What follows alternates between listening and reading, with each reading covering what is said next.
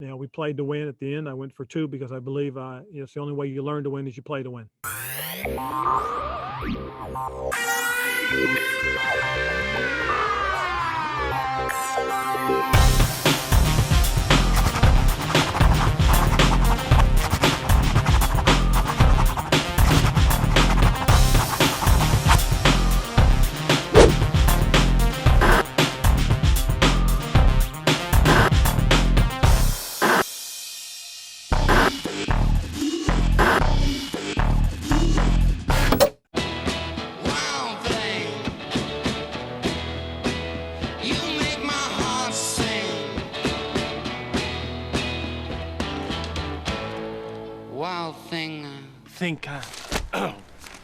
You know what I think? I think you owe us $48.50. Wild thing. If you ride, you get it. Geico Motorcycle. 15 minutes could save you 15% or more.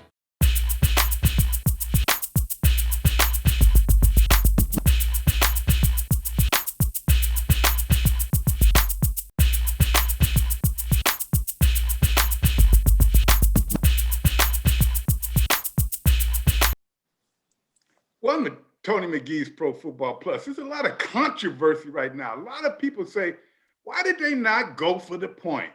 Why didn't they just tie it up? The coach said, I'm teaching these young boys how to win. And I think, to me, that's very important. A lot of it didn't turn out the way you thought it would. But then I bring in somebody that was a quarterback on this team. He was drafted back in 2005, #1 draft choice. He would have made a decision. So what do? We bring on the top quarterback from back in that time. Welcome to the show, Jason Campbell. What's up, man? Appreciate it, Tony. Hey, I'm just glad to be here, man. Thanks for the opportunity to come on and spend some time with you and everybody else. It's always a joy. Yeah, well, what was Gary Clark like when you came to the team? I mean, tell me what he was. Hey, all I know, Gary probably about 40-some years old when I got drafted. I just remember meeting him at a bar. And, Gary was cool, though. He's just talking about the old times and talking about how he used to run down the field and, score touchdowns on post routes and go routes. And, I told him, I said, hey, it'd been a pleasure to throw to him. So, he's still living back in the day. He still got his hat on today as everybody would see. So, we'll grant him his credit. So did you feel like you were throwing to a legend, right? You felt like you was a little boy and seeing him playing and then you were throwing to him? Right, you know what I'm saying? When he was playing, I was probably about 7 years old. So,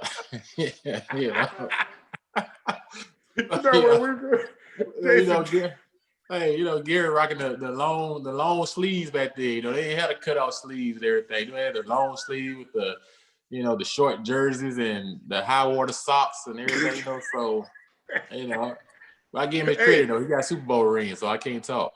So you came after he got rid of Jerry Carroll. Yeah. And I saw he was bald as a chocolate malt.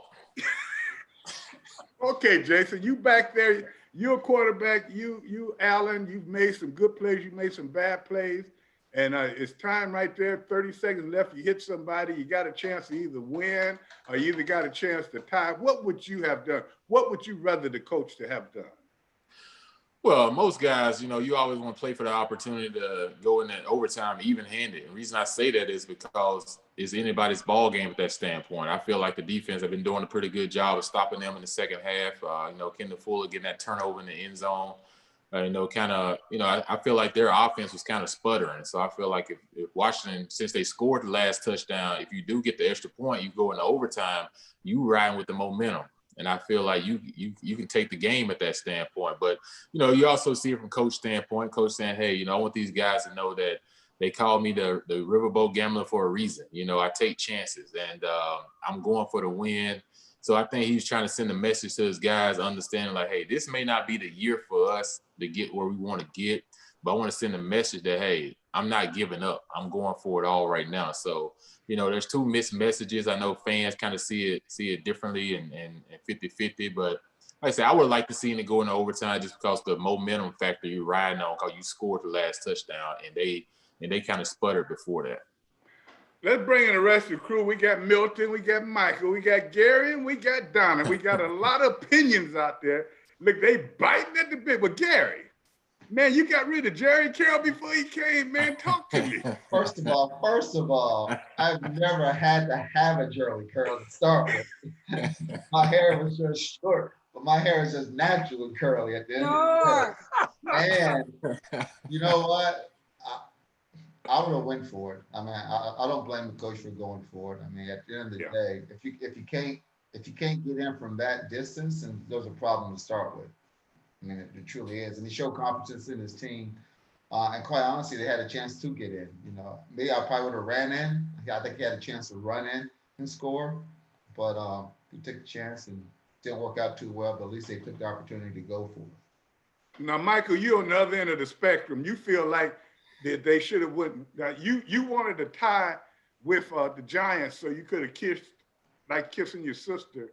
You didn't mind that. You didn't mind that they were the worst team, and you're trying to build character. You just felt like it was the wrong call. Well, I'll tell you what.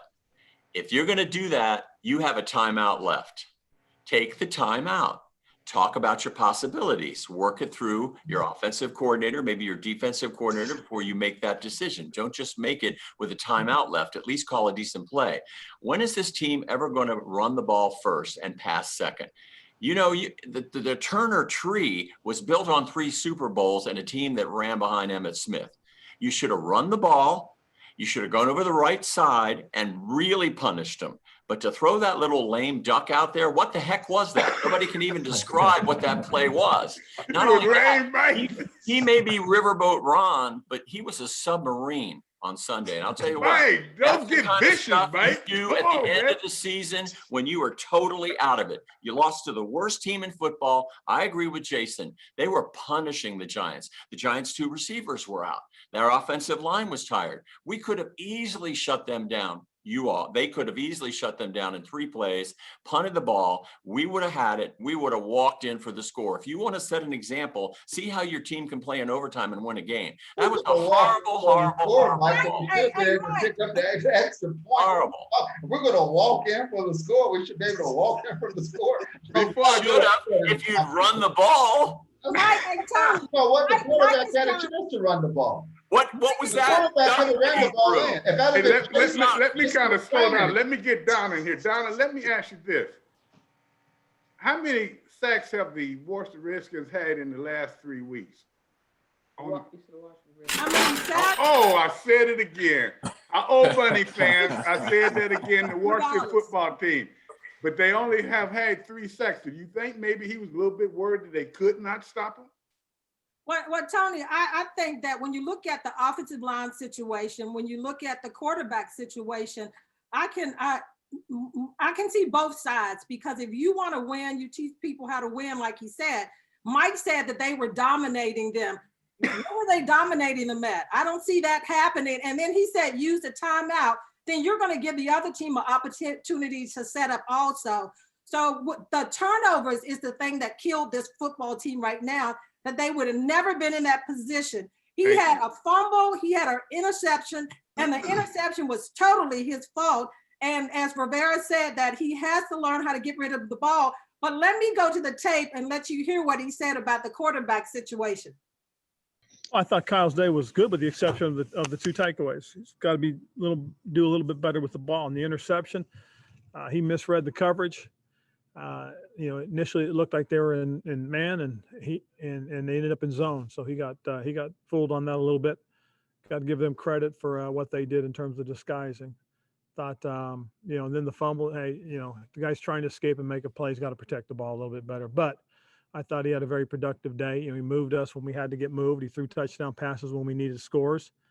And unfortunately, we came out on the short end.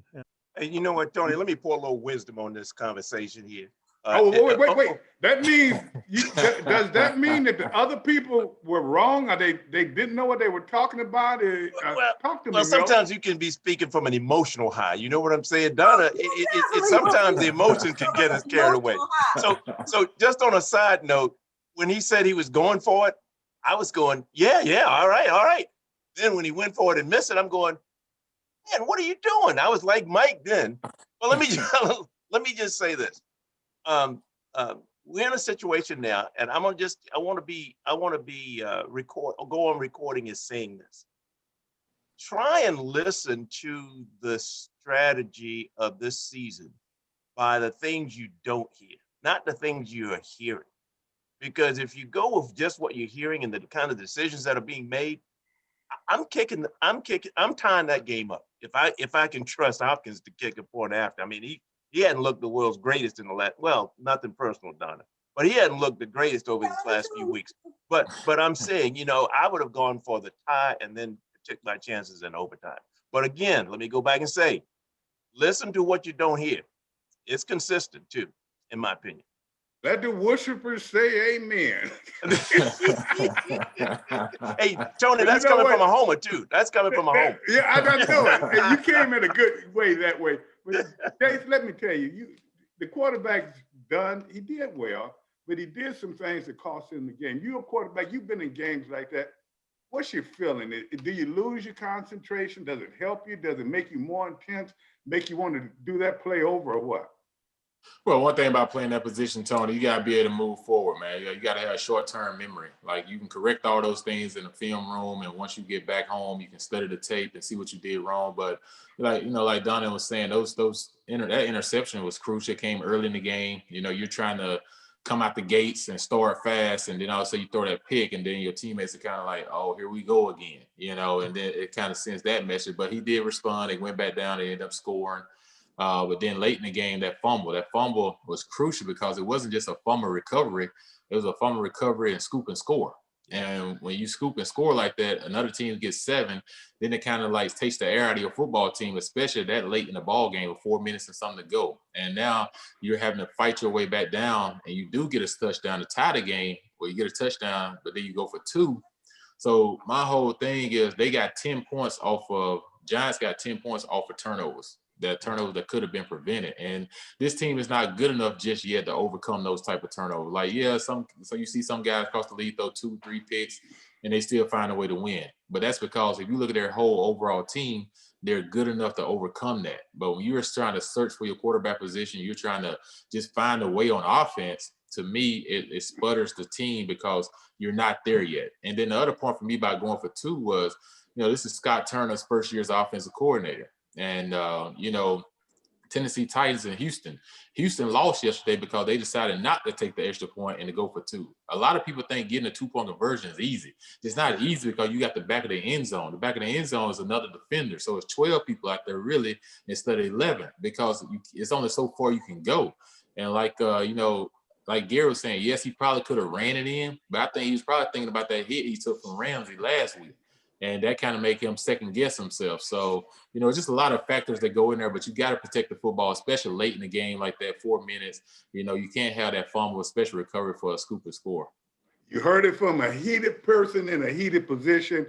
Quarterback is a hot position on the field, and really got a receiver with a Jerry Carroll. That makes it worse. And we'll be back in the moment to talk about a defense. It's only got 3 sacks. And we were talking about they were a great defense in the last 3 weeks. We'll be right back. We love the new apartment. The natural light is amazing. Hardwood floors. There is a bit of a clogging problem.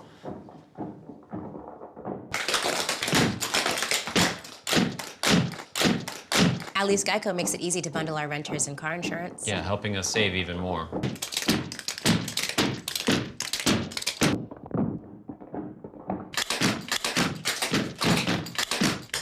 For bundling made easy, go to geico.com.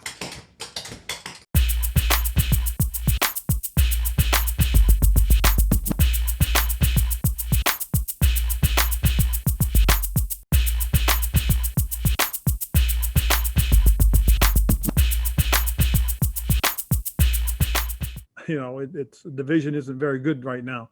And so there's opportunities. It's just a matter of us settling in and learning how to win. And that's the thing I constantly going to talk to them about is that you got to come in, you got to practice hard, you got to work hard, you got to develop. The thing I like is just the fact that we have a lot of young guys that are playing right now. And this is their opportunity to learn and grow. As far as linebackers were concerned, I thought we had some good things. There were some other things that we got to take a look at.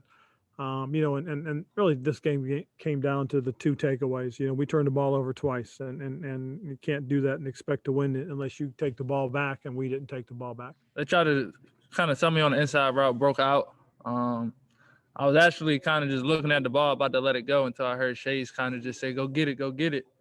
And just trying to go out there and just make a play to help us win some ball games. I tell you what, you take a look at that, and one thing that the coach did say that I think is correct, even though the record does not indicate it, they do have, Mike, a lot of good young players on both sides of the ball. Now, I know it's not showing with the offense, because anytime you can't run for over 80 yards, you don't have a good offensive line, but they have good players at a lot of positions. And what was encouraging about that, and any of you can kind of chime in with this is one of the first times we heard them even mention the linebackers. Well, as negative as I was about going for the 2 points, if you look real quickly at the offense, and you guys can chime in, we gave Gibson this week, or at least I did, a B. I gave Thomas a B with that great catch, and I gave McLaurin a B. On the defensive side of the ball, I gave Collins a B, I gave Bostic a B, and I gave Fuller a B+, 4 interceptions in the last 3 games. I mean, that's pretty impressive. You all can disagree with me, and we'll shift players each week. These are sort of the core players that I think the team is looking to. And then, of course, we have the wall, which you all know about. And I'm going to ask Tony why his wall never gets any sacks anymore. Oh, wait a minute. Isn't that a drag? We longer have I told you last week that the wall had turned into a fence. You heard me say that. So that's why they're not getting it. But at the same time, you're not going to always get sacks when the linebackers let the tight ends run free in the middle and the defensive backs are maybe 10 yards away from the guy. You may not get pressure then. But I tell you what, Mike, you got a chance to say that. The wall is still good. The wall will make it happen. And you wouldn't have one win if it weren't for the wall. But Tony, the linebacker position, again, that was one that Coach Rivera called out this past week. He said that play has to be better. Finally, they had Hogan back in the lineup after he was gone since the first week. And that's probably why you saw some difference in that linebacker crew, but they still have to play better because they, to me, haven't lived up to their potential. And that's some of the problem in the secondary. Fuller has really played well. Mike gave him a B. Mike always giving high scores when it should be B+. Fuller definitely is a high score because he's been making plays each game, but other people have to step up. The line, Tony, what's going on? I don't see the fire on the defense that when you look at the nastiness, the aggressiveness, and the fire right there. Do you see that on the defense as a whole? Well, sometimes the defense will get like that when you have a situation, whereas you're playing a team that you're supposed to take out very easily, and then it becomes a hard game. You've had 2 games prior to that where you haven't gotten to the quarterback when people were saying you could be one of the best defensive lines in the game. And last but not least, you're young. It's going to happen. So what they have to do is develop not just a defensive line, they have to schematically get the whole defense together. And that's why I always mention the linebackers, because it's very important. Now I go to you, Gary, and Jace, I'll go to you guys. When y'all look at these defensive backs, I don't want any names, but tell me some tendencies you may see that the other teams see and the reason that they're getting beat sometimes the way they're getting beat.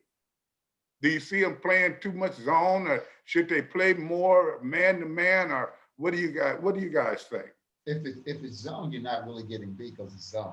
Mm-hmm. You can't really blame it on one person or the other because there's always going to be holes in zone. If it's man to man coverage, then it's man to man. Then you can lay blame all day long because it's man to man coverage. At the end of the day, maybe they don't know how to cheat that well yet. Because they're young, they don't know how to cheat, because every defensive back cheat. But the ones that are really, really good, they get away with it. They don't see it. They don't detect it. There's a way that you're going to grab me, you're going to hold me, you're going to make sure I get off my stride. You're going to do something that allows me to not run my perfect route anymore. And it's cheating, but the great ones, Darryl, Dion, they know how to get away with it at the end of the day. And from my standpoint, but if it's there's a quarterback, Jace, do you look for that cheat too, Jace? Do you look for that little bit? Oh yeah, one thing about playing quarterback and everything, like when I've been watching this team early on this season is that when they do play zone, they play a lot more zone than they do man. But when they are in the zone, your eyes can't get caught in the backfield. You know, you have no reason to be looking in the backfield. You know, you're playing zone, you got a certain area to get to. And, you know, we saw early in the season where you know, Philly kind of got behind our defense a little bit. The Rams got behind the defense a little bit. And because they run that play action pass, you're supposed to be getting deep in your depth. If you're in quarters coverage, you know, you can't let someone get behind you. And then the same thing, if you're a corner, and sometimes they got to, I feel like they're not on the same page at sometimes. Sometimes I think they may think they're in cover two, but they're in quarters, you know. So then the safety is not getting over top. It's cover two. He got to get deep in width. And he's not getting deep in width because in his head, he may think it's quarters. So then the corner's not sinking. So, yeah, I think a lot of it is miscommunication. But I do think that Jack Del Rio is holding back a lot of his blitzes. And I think it's a reason why, because they're not getting ahead in games from a standpoint. They're always playing from behind. So then you get into this prevent defense where you feel like instead of us going to force turnovers, you know, we're just trying to find a way to keep the game close to give our offense the opportunity to score. But because you think about it, everybody probably watched the Tampa and Green Bay game yesterday. Tampa Bay came out in the defense first quarter. They were just playing back zone, and Aaron Rodgers was picking them apart. As soon as they got that interception, the game went 10-7. Everything changed. After that, you saw fire zone blitz after fire zone blitz, and guys get into the area and get their hands on balls. They started bringing pressure. Instead of bringing 4, they was bringing 6. And you can do that when you feel like the game is close enough that you can take those chances. And right now, that defense hadn't had that opportunity. Now, that's a great insight on that. And you hit it just exactly right. So now, Donna and Milt, what I got to ask y'all, and Gary mentioned that defensive backs, when they see something, they may cheat a little bit and try to pick up on the play. Is that what Mike is doing with our picks? I believe so, Tony. I got to go back on my phone and kind of like reach back to look week by week what went on. But Tony, a quick question also, the big plays that this defense is giving up each week. I mean, Jones, the quarterback, had a 49-yard run, and then they gave up another one for a touchdown. What's going on with the big plays that they start slow a little bit still in the first half, but it's the big plays that each week they give up for scores and big games? You know, in the back of their mind, you know, people, and I'm going to let you answer that too, Milton. In the back of their mind, people have been asking, and the question that we asked on this show no longer than last week was, are they in shape? Can they play a whole game? Maybe they're holding back to try to have something at the end. You say they start slow. Okay, sometimes they start slow, sometimes they start fast, but I don't know what it is because they have the talent, but then maybe the other teams have figured out some of their points, and then they lost one of their better players too. Milt, you had something to say about that. Well, I was just saying to Donna's point, especially the one yesterday, it looked like the safety was late getting over. If there was supposed to be some, I think they may have been in cover 2 at that time, but it just looked like the safety was late getting over to over the top to try to help defend that. So, you know, this defense is still learning themselves. They're still trying to gel. I agree with Jason on that. We don't see a lot of blitzing coming on right now, which we thought we would given Coach Del Rio's history. But right now, I think we're just too vulnerable back in the DB in the backfield there to be able to exploit some of those areas. So we're still learning. That's from a homer. We're still learning. Give this team a chance to come together. Watch how we're playing in January. Watch how we're playing in January, not in October. Watch how we're playing in January. Well, in January, you won't be playing in January. And the season will be over. What's this? Watch how we playing in January. Hey, Milt, that was a good one. Milt, listen in action. I want to just say watch how we playing it. Wait, we won't be playing no playoff games. So what are we watching for? Okay, listen. The NFC East is wide. Now you do have a point there. You have a very good. You gotta What'd you say, G? It is wide open. One thing, I mean, the nice thing about it, all of a sudden, you can win a couple of games and win the division. I mean, true that. I mean, you're in it until you're not in it anymore. Right now, we're still in it. You know, even losing, we're still in it. But you know, that's what the whole NFC. If I can lose and still be in it, I don't really lose well with that. Hey, Donna, that's recovery time. Donna, there's no team out there in the NFC that really scares anybody right now, correct? Yeah. Correct, but I think that if you look at Dallas, they score points, Tony. They can't stop anybody but they can put points on the board. That's what scares me about the Washington football team is their offense does not generate enough points to even be in games. I mean, the Giants games, yes, but once these teams that can score start putting the points up, I don't think that they can keep up if they don't get the offense together. You look at the offensive line, Tony. Charles was the one that came in, a rookie. He was in for 2 plays, got hurt, and they really like what they see in him. But if they don't get the running game together to make them two-dimensional, people can figure them out on the defensive side of the ball. Breaking news, Detroit had more rushing yards than Washington once again on Sunday. And Adrian Peterson was part of that. Matter of fact, he had as many as Washington had by himself. We'll take a break on that. And you said you didn't need him here. We'll be back in a moment. Oh, we love our new home. Neighborhood's great. Amazing school district. The HOA has been very involved. These shrubs aren't board approved. You need to break down your cardboard. Thank you. Violation. Violation. I see you've met Cynthia. At least Geico makes bundling our home and car insurance easy. And does help us save a bunch of money. 2 inches over regulation. Thanks, Cynthia. For bundling made easy, go to geico.com.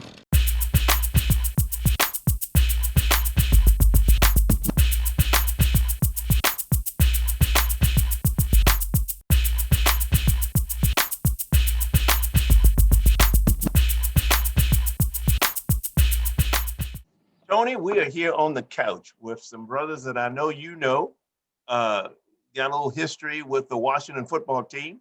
We got Monty Coleman, linebacker, and Fred. Let's see, Fred. What was your last name, Fred?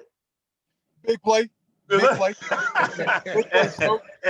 and the one man I always wondered how the football. He never found the football. The football always found him.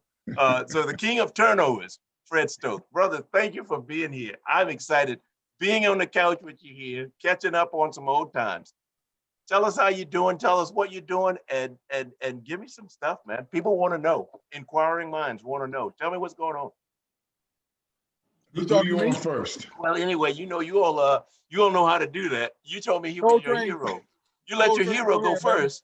Coltrane, go ahead. All right. Milton, it's good to see you and Tony, and glad to be on your show today. What I'm doing now, we're in Arkansas. We moved to Arkansas back in 2001. The Lord called us into the ministry, my wife and family, and we're here in Pine Bluff, Arkansas, my hometown. And we're working with our church, PBFA, Pine Bluff First Assembly, and I'm also the executive director of a nonprofit after-school tutoring program. Yeah, we're helping some of the students that's having some difficult times, not just during this period, even before the virus hit, but we're helping these students matriculate through high school and trying to find placement for them in colleges. Excellent. But I'm doing well and miss the Washington area, the metropolitan area, of course, and miss you guys. Miss you, Fred, man. Fred, holla at us. What have you been doing, man? Bring us up to speed. Well, Monty, miss you too, man. I am now living in Orlando, Florida with my wife. We moved here in 2008 after a Category 4 tornado destroyed our home in Georgia. And I say destroyed our forever home. And of course, we all know here on this call that there's nothing forever except for God himself.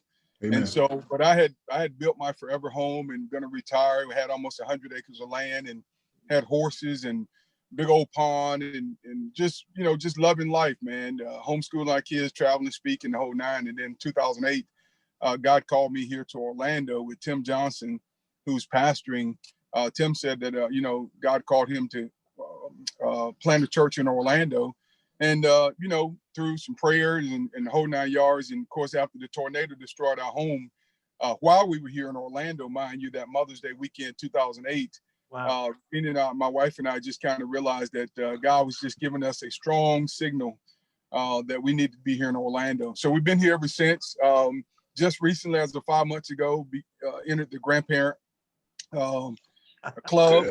Yeah. Congratulations, man. With our first grandbaby, Brooklyn, who's 5 months old. She's out in LA, out in Oakland with our oldest son, Lance, and his wife, Lauren. And then our second son, Landon, gave us our second grandbaby, Ruth. Ruth is a month and a half old, and she and Landon and his wife live here in Orlando. And then our youngest son, Luke, is not married yet.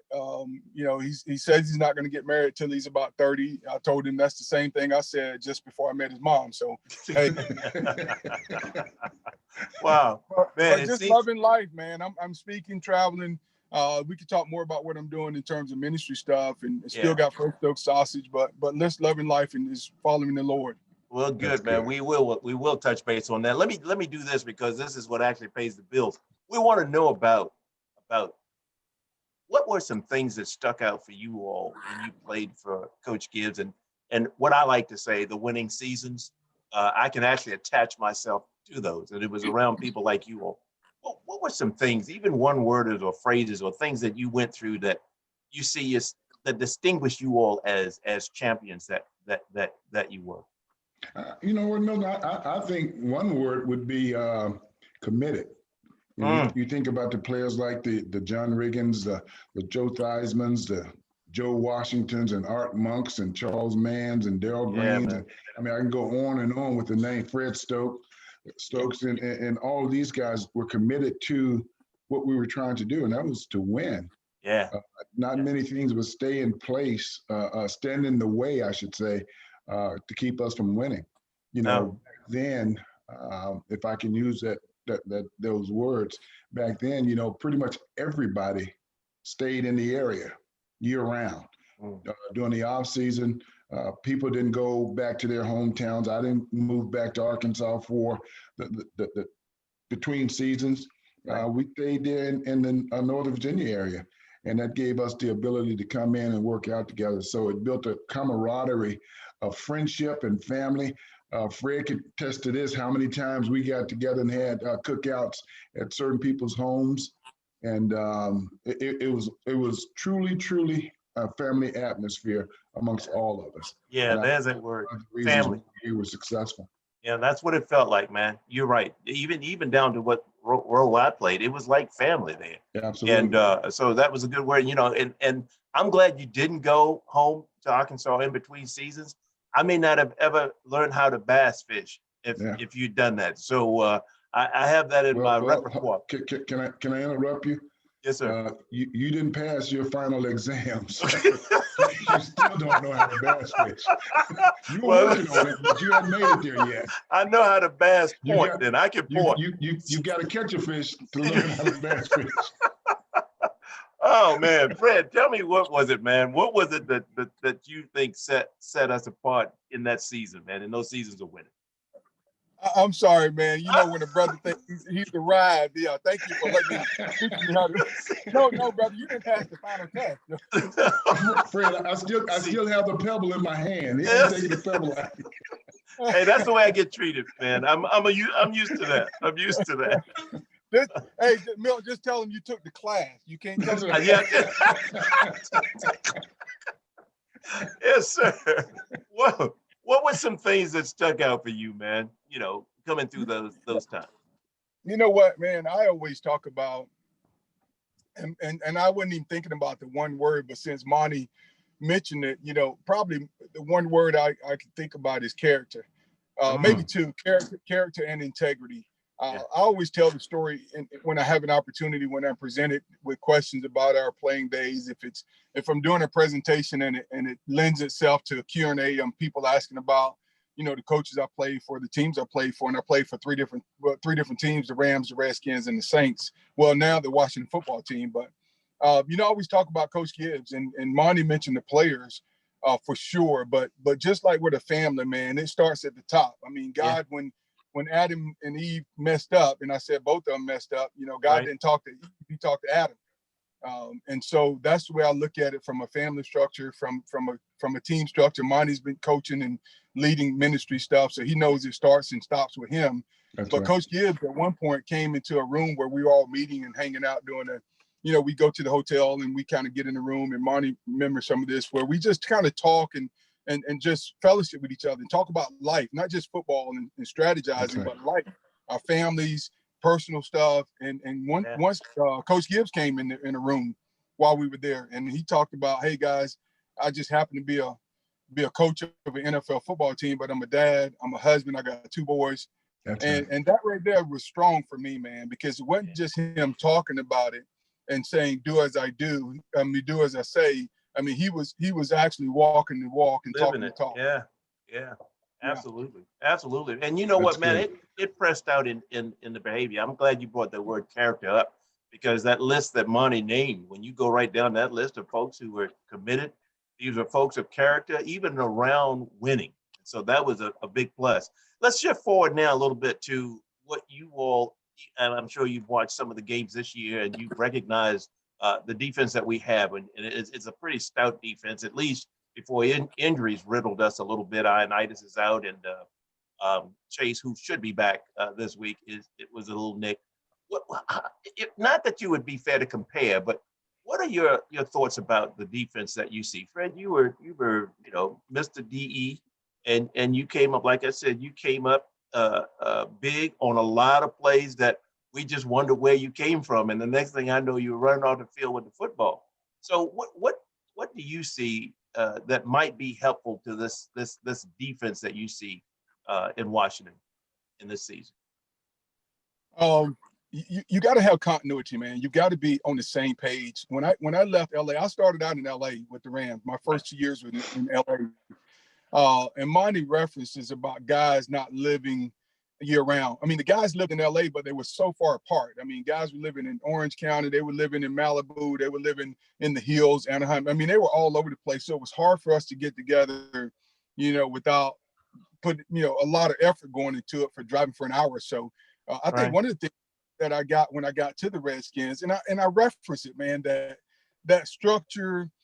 I was with guys, and I won't repeat the names Monty was talking about, but guys that love their families, they love the Lord. Yeah. They were committed not only to their craft, but they were committed to their families off the field. And so that stuff carries over. You just can't get back together on the field. And you're seeing it right now with some of the stuff that's happening. They miss training camp. They miss that time together. Teams are not gelling together.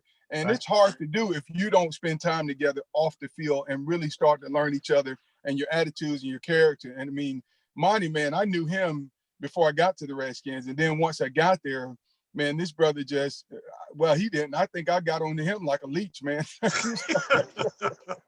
Hey, he has that way about him, Fred. Yeah. Yeah. I was like, man, I ain't letting these brothers go. Him and Charles and Daryl and Art and those guys. I'm like, I'm here. It's interesting you bring that up, Fred, because there are a number, and Monty, this is as a tribute, I know you would blow it off, but there are a number of players who have talked about how when players would come in, you take them under your wing and kind of just teach them the ropes a little bit. That's something that was very prominent in those winning years too, man, of how guys just got together. And like you said, there was fellowship, hanging out, or what have you. But you also were serious about what you taught on the field as well. And so I think, that's something that you can be proud of, man. And something else in that group, people expected to win. I mean, it wasn't like, I wonder if we can pull this off. People expected to win. And so I think it was just one of those consistent plans, if you will, where people fit in and people did their job. And like I said, it was an expectation that you were going to win a game. Listen, we're winding down in this segment of being on the couch. If there's any, I'd like to know so that people can know how to plug into you. We'll flash some things on the screen a little bit later. But what is a good way people can support what you're doing now, reach out to you, find out what you're doing and those kinds of things, follow what's happening? What's a way that they can support you in prayer or even financially? What would be those things? Well, I'll start that one off, Milton. The name of the organization I'm working for, the nonprofit, it is a 501c3 nonprofit organization. Been around since 2013. And we will take donations. We're helping to matriculate, like I said earlier, 8th, 9th, and 10th graders that's going through high That's school. tough fabric. Yeah. And we're going to go out, or it's one of my responsibilities would be going out to some of the colleges, local colleges, or college of their interest to talk to them after they graduate from high school. So it's not a overnight deal. It's a yearly deal that we help asking the kids to stay with us so we can help place them in different colleges. Great. Great. We're currently building a website, which will have a donation button, but we definitely need funds. It doesn't cost the kids anything to come. All monies that's donated will go toward materials and educational supplies for the students to pay any salaries. And I can give the website now, but the website is under construction. Yeah, But yeah, the we'll put website- that information up and Okay. make sure that we can get you connected Absolutely. to those. And I know you've got a fan base out there that will follow and will support you. They always have. And I hope they do, because it's actually helping our students. So I know we've got to cut for the first segment, so I'll get that information to you, and we'll go from there. Okay, how about you, Fred? Come on, man, tell us. I know a little bit about Lent. Well, what we're doing in our ministry is we're in the area of men and the emotional state of men. Men commit suicide on average 4 times to 1 to women. And so what I'm doing in this space with men, and we're talking all the way down to we've adjusted it to young men all the way down to 13 years old. But it's Life I Never Tell. Lent stands for Life I Never Tell. And so every man needs a Lent brother, at least 3 to 5 men that he can get down with to the Lent in the pocket of his life with. You can check our website out on lentbrother.com. That's LINTBROTHER.com. As Monty said, we do have a partnership. You can partner with us. We've already got a couple of partners now monthly with the financial pray for us. But we're doing our first. We're looking to do our first Lent Brother Conference next October 2021 here in Orlando. So check us out. Again, that's lentbrother.com. Our core focus is to see men emotionally free, so that they can walk in victory and freedom from the issues of life that try to keep them in bondage. Excellent. Fred, appreciate it, man. Guys, this is big time for me, just to have you all back in the house for just a wee bit. And so I know our audience appreciates it. We'll get that information up to how they can support you. Thank you for being here, man. Love you both. Let's stay connected now. We will. All right. Take care. See you later, man. We love our new home. There's so much space. We have a guest room now. But we have ants. You're slouching again, Ted. Expired. Expired. Expired. Thanks, Aunt Bonnie. It's a lot of house. I hope you can keep it clean. At least Geico makes bundling our home and car insurance easy. Which helps us save a lot of money. Oh, Teddy, did you get my friend request? I'll have to check. Aunt Joni's here. For bundling made easy, go to geico.com.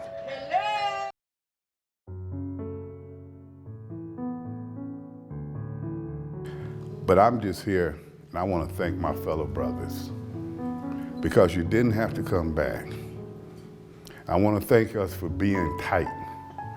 We've had our arguments. Me and Guillermo got into it a couple of weeks ago. When we leave here tonight, I'm jumping on him again. But Ryan Hill, all these guys, and you know what? The thing about it is no fake, it's love. But we also feel your love. And we want you to tell everyone in this town, because we walk down the street and people say, hey, we're glad to have you back. That makes us feel good. And Guillermo, you said something important. I thank Eden for what he did, because he made us grow up. He treated us very bad. He punished us for something we never got an opportunity to do. I don't know if you know the story, but even now to this day, it's individuals that don't know the true story. So during this course of the week, if you want to come up to me anytime, I will tell you the story. Any of us will. But I want to thank all of you, all my brothers, and my wife.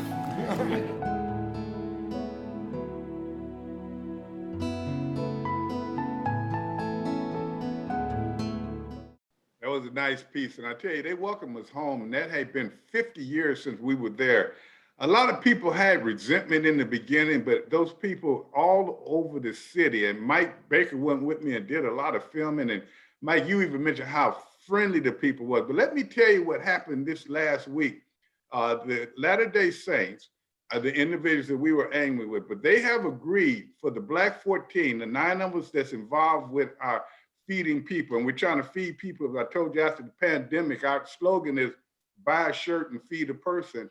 Well, the Latter-day Saints is sending 9 trucks to each of our cities, 1 truck to each of 9 cities. And each truck is going to have $50,000 worth of food on it for the needy during the pandemic. Right there, that tells me that the Jesus Latter-day Saints have told us they are sorry, and I thank them for that. You can't do any better than that. Now, as far as Milt, going back to doing better, where did you go find Super from? I thought maybe he was trying out again. Monty Coleman. Tony's winners always surface. It was just good to be on with those brothers, man. It's been a while. So Monty Coleman and Fred Stokes, they enjoyed doing it. We had a good time with it. So I think Mike has shown how we can be in connected with those guys and what they're doing. So I hope the fans will follow up on that. Well, I was supposed to be on it. Which one of y'all made sure you didn't tell me the right time? Mike told me don't say anything about it. Hey, Tony, you know how they found Monty with the crystal ball, Dionne Warwick? I'm not going to touch that. Let's get back around the league. We got a few minutes, guys, and talk to me about this. And do you think that this season is like this because of the pandemic, but more injuries, more missed plays, not a lot of solid play anywhere, the quarterback position, anything. No one team, no one person, look like everybody is off. Do you guys think that's because of what we all are living right now? Tony, I think so. I thought you made a good point during the break there, is that there's really not a team right now that's just, unbeatable. And so I think because we missed training camp, it's got some of the teams have new coaches such as us. So I think it's for anybody right now that can come to it. I mean, there are some front runners. You can't dismiss Seattle. You can't dismiss Kansas City. You disagree, Donna. Why you disagree? Donna always disagrees. It does. Front runners out there, the Seattles, the Kansas Cities. I know y'all think that they lost one game, but look at their win percentage. Pittsburgh is right in there. I mean, it's about 10 teams to me that is solid playing right now. I mean, get off of it, Milton. You're looking at the Washington football team too much. Let's go look at the other teams that's winning a little bit more.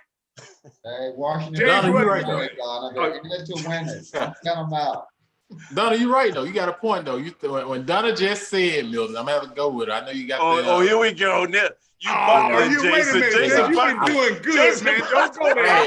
Hey, I'm gonna have to get my towel and get some of that grease off your forehead there, Milton. But I'm gonna try to tell you though. Go ahead. The reason Donna's right is because all those teams she just named, Seattle, Kansas City, Green Bay, New Orleans, Baltimore, all those teams have been with the same head coach over the last 5 years. Yeah. And stability. so they got stability. They're not starting over. When you think about all these other teams like Washington, and you even look at Tampa Bay offense, and you look at some of these teams that had new coordinators come in this year, they're all struggling because OTAs, that's when you usually go through all your playbook and you dial up certain plays in certain situations, and that's when you make your decision going to training camp, what direction you're going to go in that area. And from a defensive standpoint, they usually always start faster than the offense anyways, right. But you never got a chance to cover situational football like you do in OTAs and training camp and mini camps. But these other teams, they already know what their coaches are thinking because they have that continuity and that stability. And these nuanced teams, they got a ways to go. So when you lose that summer and that training camp, you're playing catch up already, even though the season has started. So your first 4 games was preseason, where their first 4 games was we already in regular season mode. Good point. Mike, we got about a minute. Take us out with your thoughts on that. You haven't been able to say anything since you changed the score and everything and went with Jason's pick. So we'll give you a moment. Yeah, there is a disclaimer. Jason did give me a little help on the picks because I've never finished last. And so I go to winners to get my picks. But no, Tony, if you don't mind, I just wanted to take a second. We love to do this on the show. And actually, this idea came from Gary Clark. He said, why aren't we doing a legend segment on this show? And so a guy that you knew, Tony, very well, Fred Dean, passed away. 2 Super Bowls, 93 sacks, 2008 Hall of Fame. And what Bill Walsh said about him, he gave us the single greatness that we have to win. And you know what? he came to San Francisco, and it became a winning legacy after he went there. Yeah, and then another person that was really good and instrumental past as well. Yeah. And then, yeah, Joe Morgan. Everybody loves Joe Morgan. I mean, 25 years a broadcaster for a lot of the young people who saw him as a broadcaster. But Joe Morgan, a lot of people say he was the best second baseman in the modern era. 2-time National League MVP, 10-time All-Star, 5-time Golden Globe. Golden Glove. I always want to give him the Golden Glove. And 2 World Series championships. Joe Morgan, 25 years as a broadcaster. They said the best color commentator in the history of the game. May they rest in peace. When we come back, we'll talk a little bit more about around the league. We'll let Mike put in his tainted picks that he got out there. He just like the mail-in votes. We trust it. He don't. We'll be back in a moment. Welcome back to the show. And as you know, going out, we were doing a lot of talking, but we weren't talking about who the Washington football team will play next. The Cowboys. It used to be a time when this game happened, you go out there and slap anything with a gun on. But right now, all we doing is hiding in the bushes. Tell me about it, guys. Jason, one thing that they talk about, their first string quarterback got hurt, but they go to Cincinnati and bring in a guy that can get it done. Yeah, they brought in a guy, Andy Dalton. You know, I think Dalton is still a starter in this league. You know, you think about it, you know, he went to a couple of Pro Bowls. His first 5 years, he averaged 10 wins or more a season. You know, he's been to the playoffs. Even though they hadn't been able to win a playoff game in Cincinnati, he's been there.